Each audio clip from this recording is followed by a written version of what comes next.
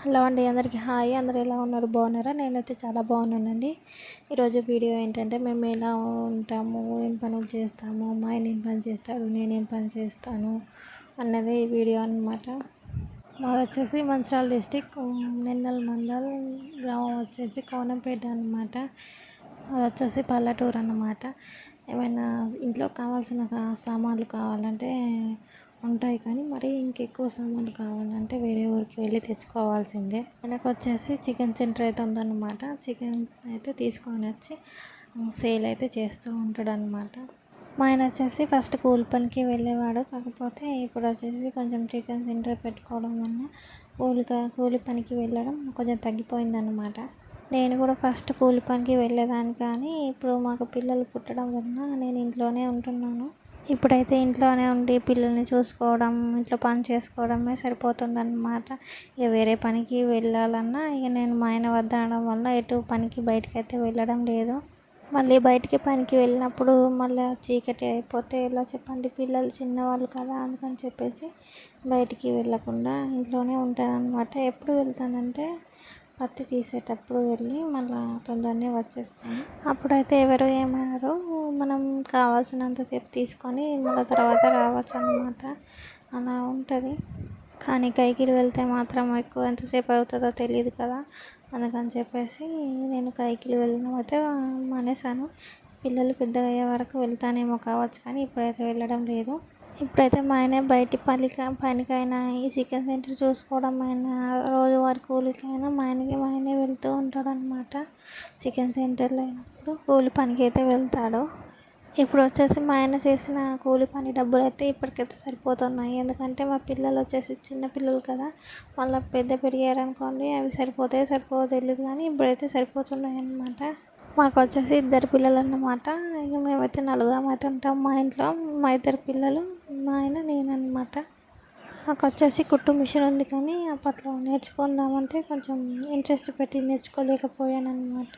పిల్లలు పుట్టడము మొత్తం మిషన్ కుట్టడం ఆపేసాను. ఈ వీడియో వచ్చేసి ఈవినింగ్ తీసిన వీడియో అన్నమాట.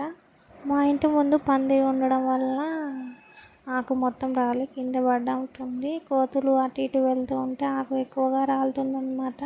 ఈ ఆకు వల్ల ఎంత ఊడ్చినా కూడా ఉడవనట్టే ఉంటుంది. మా ఆయనకు రాల్పమని చెప్పాను, కానీ ఒక సైడ్ రాలిపాడు, ఒక సైడ్ అలానే ఉందన్నమాట. అదే ఆకు. వాకిలి ముందు ఉన్న చెత్త మాత్రం ఊడ్చేసాను. వాకిలి మొత్తం ఊడ్చిన తర్వాత ఇంట్లో మాత్రం ఊడవలేదు. గిన్నెలు తోమిన తర్వాత ఊడుద్దామని చెప్పేసి గిన్నెలు అయితే తీసేసి బేషన్లో వేసుకున్నాను అనమాట. మా ఇల్లు వచ్చేసి రేకుల ఇల్లు అనమాట. చుట్టూ గోడ అయితే లేదు. ఇలా మట్టి గోడ అంటారు కదా, గోడ మొత్తం కంప్లీట్ అయితే చేయలేదు, ఎందుకంటే ఎక్కువగా వేయలేదన్నమాట. మట్టి మధ్య వరకే వేసాము, కింది వరకే ఉంది. ఇక అది అలానే ఉంది. మళ్ళీ ఎక్కువ వేద్దామన్నా అది ఉండదు, ఊడిపోతుంది అని చెప్పేసి ఎక్కువ లేదు. మా అత్తమ్మ వాళ్ళ ఇల్లు ఎలా అంటే ఫస్ట్ బండలతోని కట్టేశారు. కట్టిన తర్వాత దానిపైన మట్టి అయితే పెట్టి కట్టారనమాట. అదైతే అసలు వర్షం కొట్టినా ఏమీ కాదనమాట. కానీ మా ఇల్లు అలా కాదు. చుట్టూ ఇట్లా జంగట్లో ఉంటుంది కదా, అప్పుడు తీసుకొని వచ్చి కట్టి దానికి మట్టి వేస్తే ఎక్కువ బరువు అయితే అలా అది ఏటైనా ఒరుగుతుంది కదా, అందుకని చెప్పేసి ఎక్కువ మట్టి వేయకుండా ఓపెన్గానే ఉంచాము. మా ఆయనకు వచ్చేసి కోళ్ళు అంటే చాలా ఇష్టం అన్నమాట. నేను గిన్నెలు తీసుకొచ్చి బయట వేయడంతోనే కోళ్ళు అయితే ఇలా వచ్చి చూస్తున్నాయి, చూడండి ఏమన్నా ఉంటే వేస్తారేమో అన్నట్టుగా చూస్తున్నాయి అన్నమాట. అవి నేనైతే వాటికి వేసి వచ్చానమాట. అవి అయితే అటు వెళ్ళి తింటున్నాయి. ఇక్కడ వచ్చేసి బాత్రూమ్స్ ఉన్నాయి కదా, అవి ఇంకా పూర్తి కాలేదన్నమాట. మేము పెళ్ళైన కొత్తలో కట్టారు, అవి అయితే ఇంకా పూర్తి కాలేదు, అలానే ఉన్నాయి. కొన్ని రోజులు ఇక్కడ గిన్నెలు తోమడానికి కూడా ఇలా లేకుండే అనమాట. మా అత్తమ్మ వాళ్ళు సిమెంట్ బస్తాలు తీసుకొస్తే మా ఆయన అయితే ఇలా కట్టాడు అనమాట గిన్నెలు తోముకోవడానికి. ఇప్పుడైతే బాగుంది. గిన్నెలు తోముకోవడానికైనా, బట్టలు ఉతుక్కోవడానికైనా కొంచెం మంచిగా అనిపిస్తుంది అనమాట.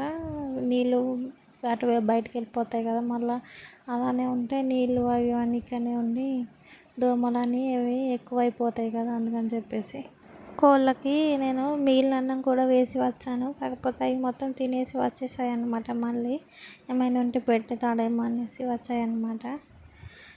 గిన్నెలు తోమడం అయితే అయిపోయింది.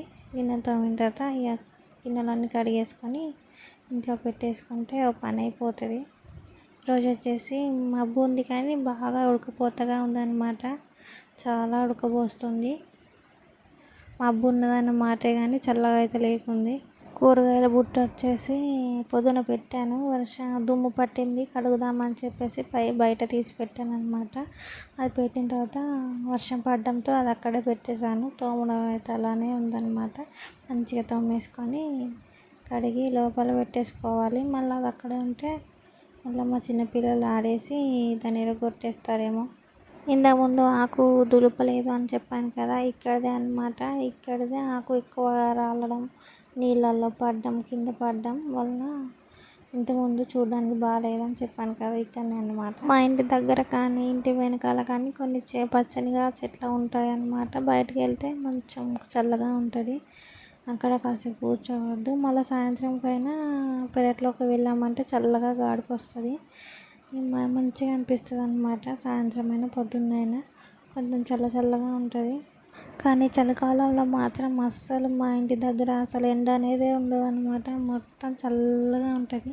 చలికాలం మాత్రం ఇబ్బంది అయిపోతుంది అనమాట. ఎండాకాలం అసలు ఏమనిపించదు కానీ కొంచెం రేకుల వేడిగా ఉంటుంది రేకుల దగడ అనేది.